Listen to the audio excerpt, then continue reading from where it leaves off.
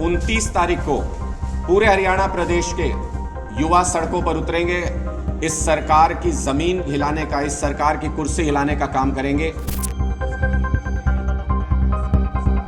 पूरे हरियाणा के अंदर युवा त्रस्त हैं, परेशान हैं इस बात को लेके कि उनके लिए रोजगार का इंतजाम नहीं है।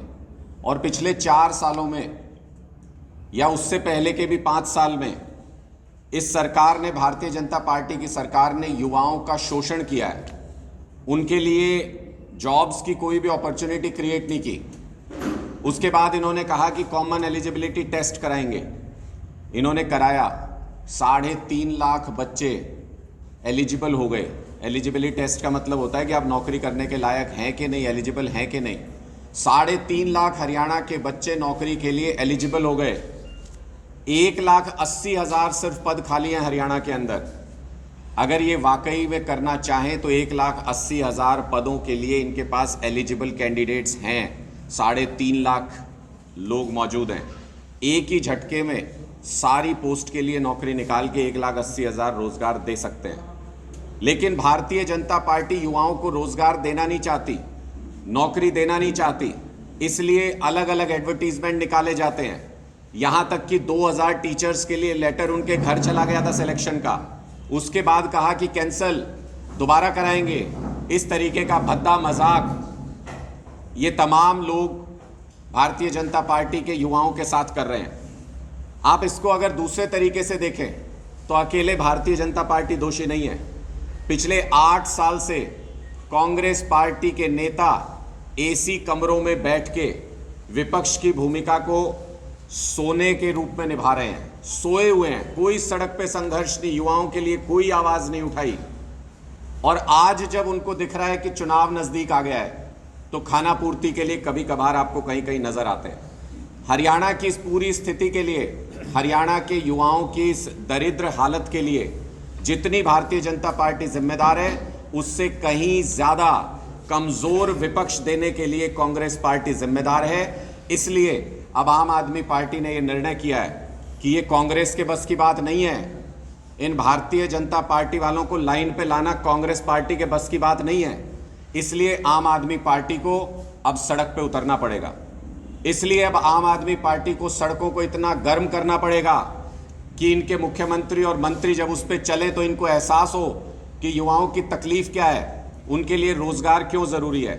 इसलिए एक पूरा प्लान हमने तैयार किया है जिसके तहत आज ये सारे तथ्य हम लोगों ने आपके सामने रखे।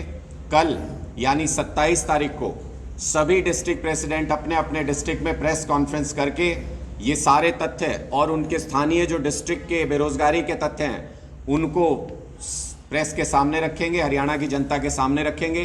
28 तारीख को सभी जिला मुख्यालयों पर डीसी को ज्ञापन देकर के पार्टी का जो रुख है वो सरकार के सामने स्पष्ट किया जाएगा।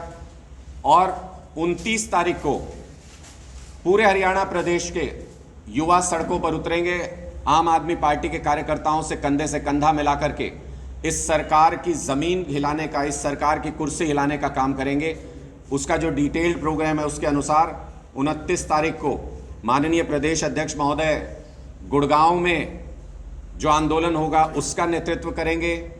मैं खुद कैथल में रहूँगा, वहाँ युवाओं के साथ उनकी आवाज़ को बुलंद करेंगे।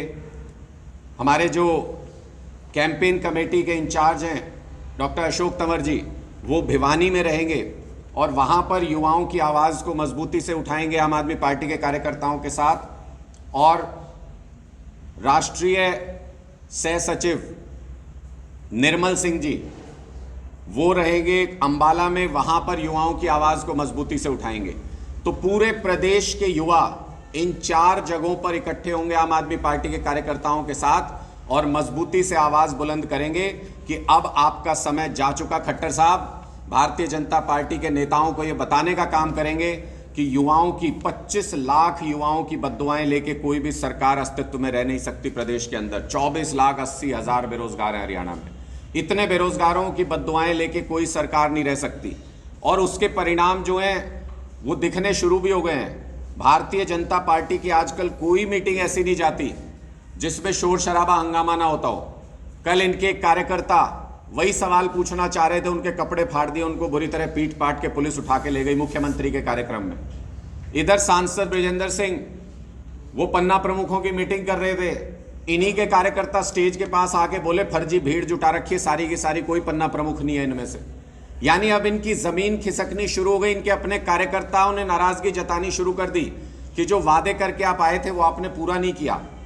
इसलिए अब इनकी पोल पूरी तरह से खुल चुकी है, लेकिन साथ ही साथ उनकी पोल खुलना भी जरूरी है जिन्होंने विपक्ष में बैठ करके जनता का वोट लेकर के जनता के साथ गद्दारी की, 8 साल तक उनकी आवाज नहीं उठाई, उनकी भी पोल खुलेगी। जो सरकार में बैठ के सरकार के मजे ले रहे हैं उनकी भी पोल खुलेगी, और युवा अब सड़क पे उतर के आम आदमी पार्टी के साथ मिल करके संघर्ष करेगा।